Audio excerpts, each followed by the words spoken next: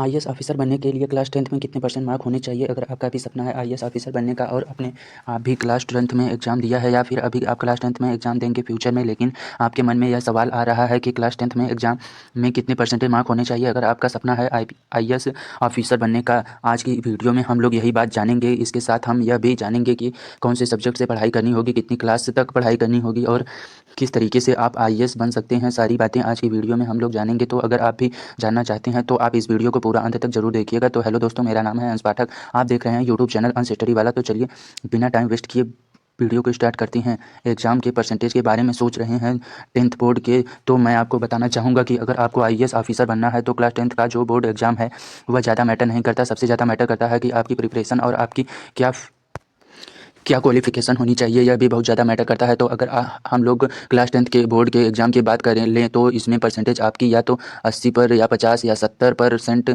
इससे कोई फ़र्क नहीं पड़ता। अगर आप क्लास 10th पास हैं, चाहे आपके परसेंटेज ज़्यादा हो या फिर कम हो, उससे कोई भी फ़र्क नहीं पड़ता। सबसे इम्पोर्टेंट बात यह है कि आपकी तैयारी अच्छी होनी चाहिए, आपको नॉलेज होना चाहिए, क्योंकि दोस्तों जब आप आगे पढ़ाई करेंगे तो आपको नॉलेज ही आपके लिए सबसे ज़्यादा यूज़फुल होगा। अगर हम लोग बात करें कि कौन सा एग्ज़ाम सब्जेक्ट पढ़ना होता है आईएएस बनने के लिए, तो देखो गाइज, आप किसी भी सब्जेक्ट से पढ़ाई करके आईएएस ऑफिसर बन सकते हैं।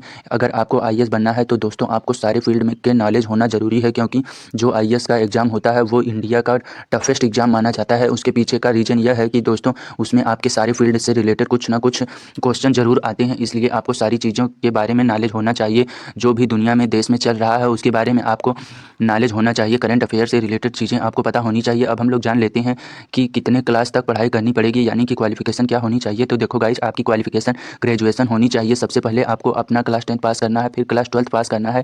उसके बाद दोस्तों आपको अपनी ग्रेजुएशन यानी कि स्नातक कंप्लीट करनी होगी। ग्रेजुएशन में बहुत तरीके से के कोर्सेज होते हैं, बीए करते हैं, बीकॉम करते हैं, बीटेक करते हैं, बीएससी करते हैं, बहुत सारे स्टूडेंट बीफार्मा भी करते हैं। इसके अलावा और भी बहुत सारे कोर्सेज होते हैं। बीए में आप किसी भी कोर्स को कर लेते हैं ना, तो दोस्तों आपकी ग्रेजुएशन कंप्लीट हो जाती है। ग्रेजुएशन जनरली 3 साल से 5 साल के बीच में होती है। तो ग्रेजुएशन अगर आप कर लेते हैं तो दोस्तों आप क्वालिफिकेशन आपकी कंप्लीट हो जाएगी, आप एलिजिबल हो जाएंगे आईएएस बनने के लिए। अब हम लोग बात कर लेते हैं कि कौन सा एग्ज़ाम देना होता है। तो देखो गाइज, अगर आपको आईएएस ऑफिसर बनना है तो आपको यूपीएससी द्वारा जो सिविल सर्विसेज का एग्ज़ाम होता है, कंडक्ट कराया जाता है, इस एग्ज़ाम को देना होता है। इस एग्ज़ाम में बेसिकली 3 स्टेज होते हैं। पहला होता है प्रीलिम्स, दूसरा होता है मेंस एंड तीसरा होता है इंटरव्यू। ये 3 स्टेज होते हैं।